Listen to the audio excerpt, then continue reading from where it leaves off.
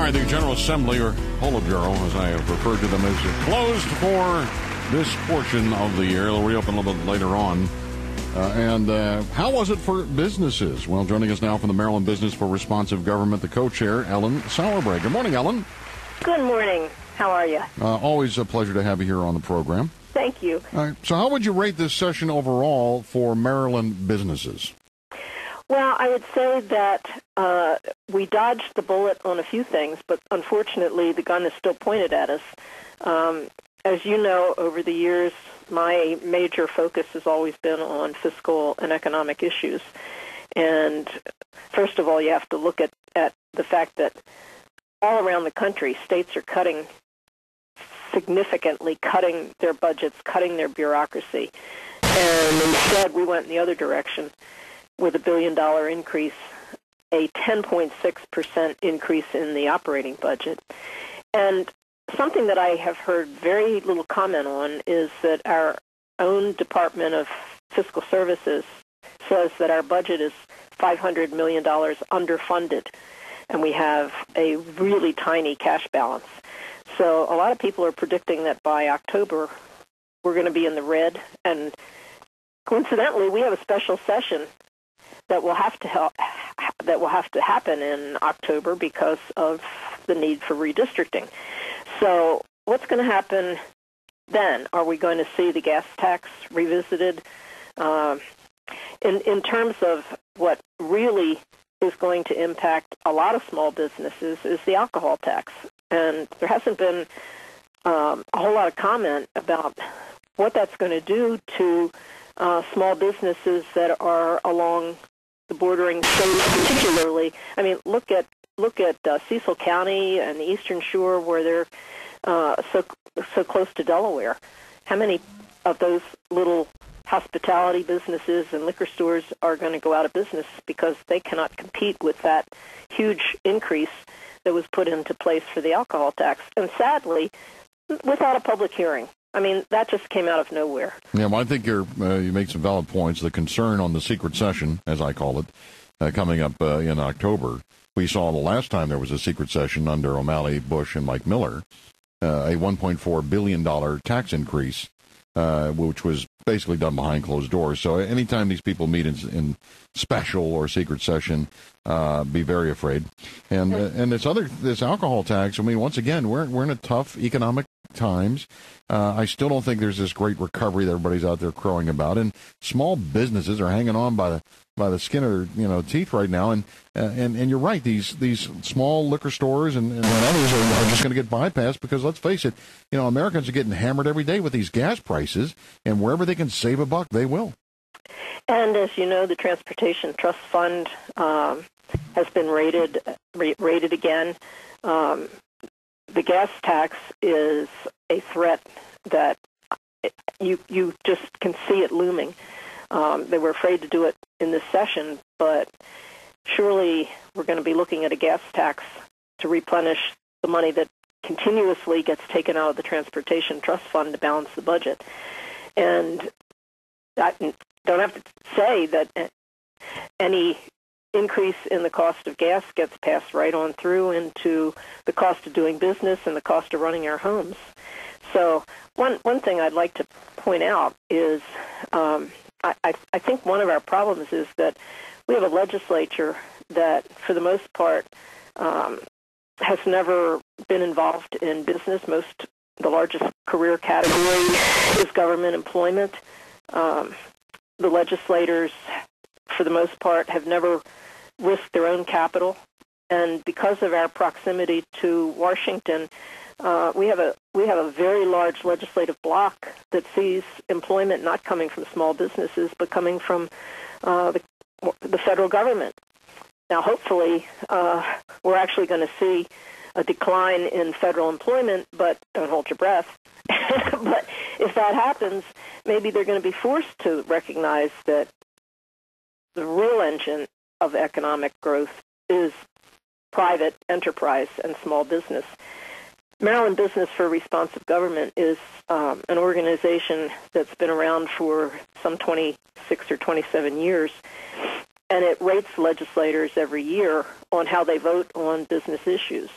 And I would urge your listening audience to go to either the Facebook page, Maryland Business for Responsive Government, or to our website, which is mbrg.com. And it'll take until the 1st of June is our deadline. But we have an advisory group of some 20 people who represent a whole broad range of Maryland economy, Maryland businesses, who watch the legislators over the course of the 90 days, and they pick 10, 12 bills on the House side and on the Senate side deemed to be the most important to a healthy business climate, and each legislator is given a rating. So people have an opportunity to actually find out how their legislators vote. Ellen, this is Frank Luber. Getting back to that special session on redistricting, are the lawmakers restricted or limited in any fashion as to what bills or if any bills can be brought up during that special session? I don't think so, Frank. I think that once the governor calls a session, the only limitation is what is put on by the leaders of the legislature. I think bills can be introduced, and the President of the Senate and the Speaker of the House, needless to say, have huge ability to determine whether they're going to get a hearing or be assigned, to the graveyard. But there are two big priorities this year that went to study: the wind turbine issue, the offshore wind, and the septic issue, both of which are very significant issues for business costs and business climate. And I would not be at all surprised to see those rear their heads again. What about the in-state tuition for illegal alien students? I had a couple of questions regarding that, and I know that there are some add-ons here where the student would have to complete 2 years at a community college and show that their parents paid state taxes for at least 3 years before they enroll.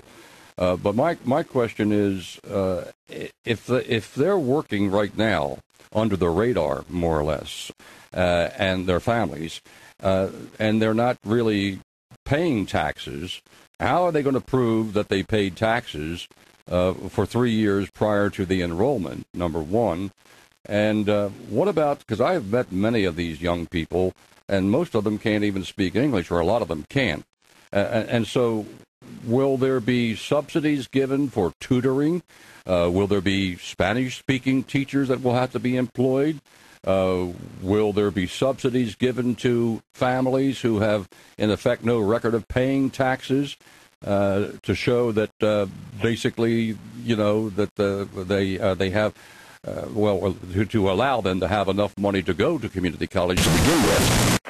Well, I think you're raising very good questions, and I don't think anybody could give you an answer, because as this kind of thing unfolds, the legislature is capable of putting all kinds of additional goodies or subsidies. It is already going to be a big burden on Maryland taxpayers who subsidize. I think the figure is, the subsidy that we pay is $12,000 per year per student in the Maryland University system, that we're now going to extend to people who are here breaking our law. And I think most people look at this and they say, what are they thinking? This is absolutely insane. I know personally a young woman who had a very good record who could not get into either. She applied to Maryland and to Towson, and she couldn't get in. It was not because she didn't have grades, the grades. It was because they didn't have a slot for her. So I mean, it is true that we're putting illegal immigrants at the head of the line in a special category, and as I understand, they're in a category that will put them ahead also of African Americans. So it just boggles my mind. So whatever it's costing now could conceivably cost us even more. And then, as you know, there's a federal law that says that you have to apply, states have to apply their tuition to if in other words, if we allow in-state tuition for illegals, the federal law says we have to allow in-state tuition for all students in the United States. So that has not probably been enforced, but somebody's going to take this to court. Oh, yeah, it's going to go to court. It may even be headed for a referendum as well for 2012. But the question that keeps coming up, Ellen, is how can the state of Maryland mandate the admission of these illegal alien students to community colleges that are financed and administered by local jurisdictions and not by the state? Well, as you know, Montgomery College has already opened their doors and eagerly admitted illegal. Right, but they chose to do that. They weren't mandated by the state to do that. Yes, and I think, again, you raise a good question. This whole bill to me is so ill-conceived.